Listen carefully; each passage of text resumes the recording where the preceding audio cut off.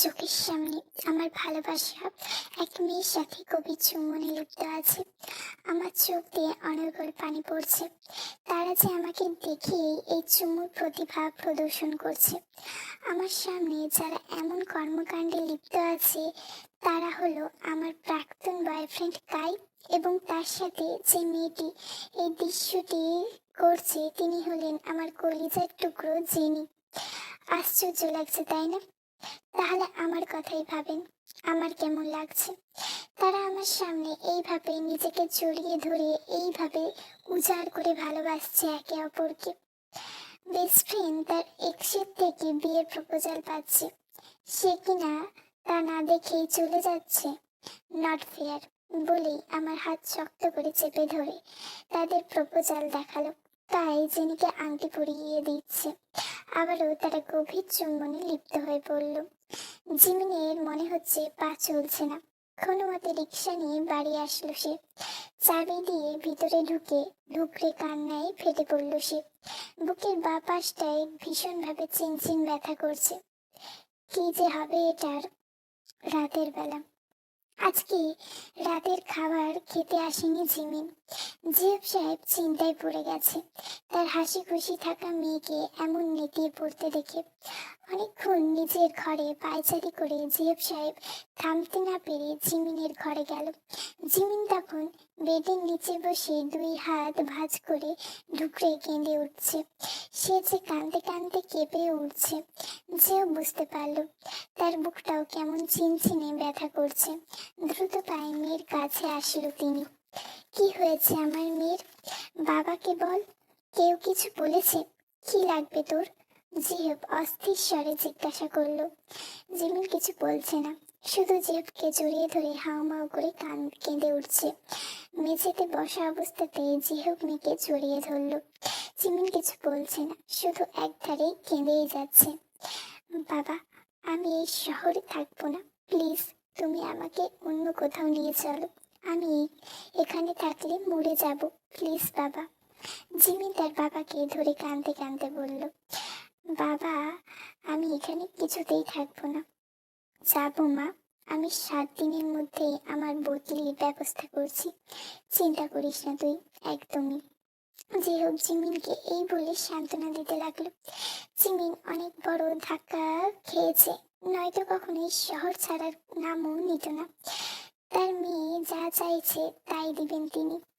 7 দিন পর বাবা ঠিক বদলি নিয়ে চলে গেলেন উনি সিলেটে। সিলেটে একটা ফুপি আছে আমাদের, ওনার বাসার নিচের তলাতেই থাকার ব্যবস্থা করা হয়েছে। বাবা মেয়ের মতো নিজেদের সংসার সাজালাম। 1 বছর কেটে গেছে। জানলার গ্রিল ধরে আমি আকাশের দিকে তাকিয়ে আছি।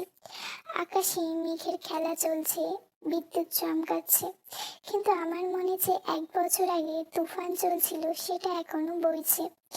কাই আর চেনি আমার সাথে যা করেছে আমি কখনো ভুলতে পারবো না, আর না মাফ করতে পারবো। এই 1টা বছর আমি কে অনেক চেঞ্জ করেছি। চঞ্চল স্বভাব থেকে লক্ষ্মী শান্ত মেয়েতে পরিণত হয়েছি। বাস্তবকে মানতে শিখেছি, রান্না করা শিখেছি, পড়াশোনাতে মনোযোগ দেওয়া শিখেছি। কিন্তু এই চেঞ্জ হওয়া আমিটাকে বাবা যে মনে মনে কিছুতেই মেনে নিতে পারে না। তিনি অনেক কষ্ট পায় আমি জানি, কিন্তু আমার যে আর পুতুল পুতুল খেলতে ভালো লাগে না। প্রতিদিন গ্রিল ধরে নিজের সুখ রাস্তার মানুষকে দেখানোর কি তোর প্রত্যেক দিনের কাজ? ছেলেটি বলে উঠল। নখ কাটছিল নীল কাটার দিয়ে। চোখ তুলে দেখলো জাঙ্কুক ভাই, ফুপির ছেলে উনি। পড়াশোনা কমপ্লিট করে একটা কোম্পানিতে ভালো পজিশনে আছেন। উনি প্রায় আমাকে এইটা সেইটা নিয়ে তুই তোকারি মেজাজ দেখায়। আমি ওনার কথাতে মুখ তুলে তাকিয়ে সেখান থেকে উঠে নিজের ঘরে গিয়ে দরজা লাগিয়ে দিলাম। এত বড় সাহস তোর, আমার মুখের উপর দরজা লাগাস? দাঁড়া, আজকে মামু আসুক শুধু। মামুর লাই পেয়ে পেয়ে একদম উঠতে শিখে গেছিস। চাঙ্কুক চিবিয়ে চিবিয়ে কথাগুলো বলে সেখান থেকে প্রস্থান করলো অফিসের টাইটা খুলতে খুলতে। আমরা যেহেতু ফুপির বাড়ির নিচতলায় ভাড়া নিয়ে আছি, তাই আমার বাড়ির দরজার সামনে আমার হাতের নখগুলো কাটছিলাম নীল কাটার দিয়ে।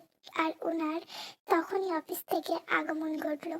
অফিস থেকে বাড়ির ভিতর না ঢুকে আমার সাথে তার বকবক করতে হলো। জাকুব নিজের ঘরে এসে নিজের অফিসের ব্যাগ ছুঁড়ে মারলো বিছানার উপরে। তারপর জুতো, টাই, কোট এইভাবে চারিদিকে ছড়িয়ে ছিটিয়ে ফেলছে। মেজাজ গরম হয়ে আছে তার। জিমিন প্রায় তার সাথে এরকম করে। সে যদি কোনো কথা বলে তাকে পিঠ দেখিয়ে ধুপধাপ করে ঘরে ঢুকে যাবে। কেন, সে বাঘ না ভাল্লুক? তার উপর মুখে জাঙ্কুক যদি বোমও ফেলে দেয়, তারপরেও তার মুখ দিয়ে কথা ফুটবে না। সবসময় এমন প্রেতাত্মার মতো গ্রিল ধরে আকাশের দিকে চেয়ে থাকবে। আর জিজ্ঞেস করলে মুখের তালা লেগে যাবে। ডিসকাস্টিং! জাঙ্কুক চিল্লিয়ে বলে কফির মগটাকে ফেলে দিল। জিন দৌড়ে উপরে আসলো। দেখলো ছেলের রাগ বেচারা কফির উপরে তুলছে। তিনি বুঝতে পারছেন না এমন রাগচটা ছেলের কপালে কোন বাড়ির মেয়ে জুটবে, তাকে তার বাড়ির বউ করতে দিবে। কাজের লোককে দিয়ে রুমটা পরিষ্কার করালো। জাঙ্কুক স্নান সেরে ড্রয়িং রুমে খেতে আসলো। মাথার চুল এখনো ভেজা। এই ছেলে এই এক অভ্যাস, মাথার চুল না মুছে ট্রাউজার আর টি শার্ট পরে বের হয়ে আসবে। চেয়ার টেনে ধপ করে বসলো। জিনও আসলো হাতে খাবার নিয়ে। মাথা মোছা কখন শিখবি? জিন জিজ্ঞাসা করলো। আমাকে না শেখানোর আগে ওই নবাব জাতির ভাগ্নিকে বললেও যেন রাতের বেলায় এলোকেশী কন্যা হয়ে গ্রিল ধরে আকাশের দিকে না তাকিয়ে শোক পালন যেন না করে। জাঙ্কুক এক নিঃশ্বাসে রেগে হড়বড় করে সব বলল। জিন বুঝলো জাঙ্কুক আজ আবারও জিমিনের উপর রেগে আছে। সে তার ছেলেকে বোঝাতে পারে না ওর ওই ঘরে যা পারুক তা করুক, এইসব বিষয়ে নাক গলানোর কি দরকার। কিন্তু জাঙ্কুক রাখলাম রক্তটা স্বভাবের জন্য কিছু বলতে পারে না। জিমিন চুলে খোপা করে ফুপির জন্য ক্ষীর নিয়ে এসেছিল। ক্ষীর তার বাবার খুব পছন্দের। যখনই সে ভালো কিছু বানায় তখন তার ফুপির জন্য সে নিয়ে আসে। দরজাতে দাঁড়িয়ে ক্ষীরের বাটি নিয়ে জাঙ্কুকের বলা সমস্ত কথা শুনল সে। এখনো স্থিরভাবে দাঁড়িয়ে আছে। ডাকবে সে সুযোগটাও এসে পায়নি। জিন পিছনে ঘুরে জিমিনকে দেখে চমকে গেল। অপ্রস্তুত হয়ে পড়েছে জিমিনের সামনে। সব যদি শুনে কষ্ট পায় সেজন্য। আরে জিমিন মাঝি, কখন এলি আর হাতে কি? জিমিন আমতা আমতা সুরে জিনের কাছে এগোলো। আমতা আমতা করে জিনের কাছে এগোলো। চাঙ্কুক তখনই খাওয়া বন্ধ করে দিল। আর মা মুখ তুলে জিমিনের দিকে তাকালো এবং তারপর বলল,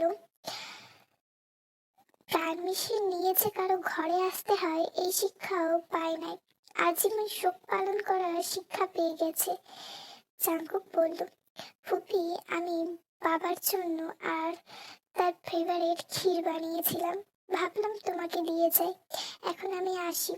জিমিন জাঙ্কুকের কথাগুলো শুনেও না শুনলে সেখান থেকে ক্ষীরের বাটিটা দিয়ে পা বাড়ালো। হ্যাঁ হ্যাঁ, তোর ক্ষীর খাওয়ার জন্য বসে আছি যে আমরা। তোর ক্ষীর না খেলে যেন আমরা মরে যাব। জাঙ্কুক জিমিনের ইগনোর কখনোই মেনে নিতে পারে না। এখনো এই ইগনোর সে মেনে নিতে না পেরে এই কথাগুলো বলল। আহা জাঙ্কুক, তুই চুপ করবি? এইবার জিম বিরক্ত সুরে বলল। কেন আমি চুপ করব? আমি কি কারণ মতো বোবা নাকি যে সবসময় নিজের শোক পালন করতে থাকবো? জাঙ্কুক জিমিনের দিকে তাকিয়ে কথাগুলো বলল। জিমিন পিছনে ফিরে এসে আস্তে ধীরে জাঙ্কুকের সামনে এসে দাঁড়ালো। জিমিন এমন তার সামনে কোনোদিনই আসেনি, তাই জাঙ্কুক একটু ভড়কে গেল। সে নর্মাল থাকার চেষ্টা করলো। জাঙ্কুক ভাইয়া, খুব গরম পড়েছে তাই না? আমি জানি আপনাদের স্যামসং এর নতুন ফ্রিজ কিনেছেন। সেখানে নিশ্চয়ই ফুপি আপনার মতো রাগচটা মানুষের জন্য ঠান্ডা পানি রেখেছে। সেটাকে মাথার মধ্যে যে আগুনের ক্লাব খুলে বসে আছেন না, পানি খেয়ে তা ঠান্ডা হয়ে যাবে। আবার শোক পালন দেখার দায়িত্ব আপনাকে নিতে হবে না। জাঙ্কুক ভাই, অনেক তো অ্যাসিস্ট্যান্ট করলেন, আমার তো টাকা নেই যে আপনাকে বিনা বেতনে পুষবো। জিমিন এক নাগারে কথাগুলো বলে ডাইনিং ছেড়ে বেরিয়ে গেল। চাঙ্কুক এদিকে শকে চলে গেছে, কারণ জিমিনের কাছে এটা সে আশা করেনি। এখানে 1 বছরের বেশি হয়ে গেল সে চাঙ্কুকের দিকে চোখ তুলে তাকায়নি, আর আজ এতগুলো কথা শুনিয়ে চলে গেল। রাগে চাঙ্কুকের কান গরম হয়ে আসছে। দেখছো মা, তোমার ভাগ্নি কি পরিমাণে বেয়াদব, বড়দের মুখে মুখে জবাব দেয়। চাঙ্কুক রাগে কচকচ করতে করতে চলে গেল। জিন অবশ্য অনেক খুশি হয়েছে মনে মনে যে আজকে তার রক্তটা ছেলেকে জিমিন মুখ্যম জবাব দিয়েছে। তিনি একটু মনে মনে খুশি হয়েছে, কিন্তু তারপর তিনি খেতে বসে পড়লেন, কারণ তাকে প্রেশারের ওষুধ খেতে হবে। জিমিন তার নিজের রুমে এসে বাবাকে কল দিল যে তিনি কত দূর অব্দি পৌঁছেছেন। 15 মিনিটের মাঝে আসবে তার বাবা, তাকে জানালো। জিমি তারপরে জিমি নিজের ঘরের ওয়ার্ড্রব গোছাচ্ছে। তার হাতে মেরুন রঙের একটা জামা, জামাটা দিয়ে অতীতের একটা অংশ উকি দিল। ফ্ল্যাশব্যাক। মেরুন রঙের একটা জামা বানিয়েছে জিমিন। জিমিনের ফর্সা শরীরে অনেক মানিয়েছে। তার বাবা এনে দিয়েছে নিউ মার্কেট থেকে। ওনার যখন যা ইচ্ছা হয় তাই নিয়ে আসেন মেয়ের জন্য। জিমিন নতুন কিছু যাই কিনুক না কেন জেনিকে জানাতে ভোলে না।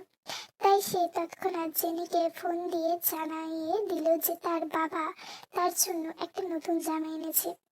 এই নিয়ে টুকটাক অনেক কথা বলল। জিমিন পরের দিন সেই নতুন জামা পরে কলেজে গেল।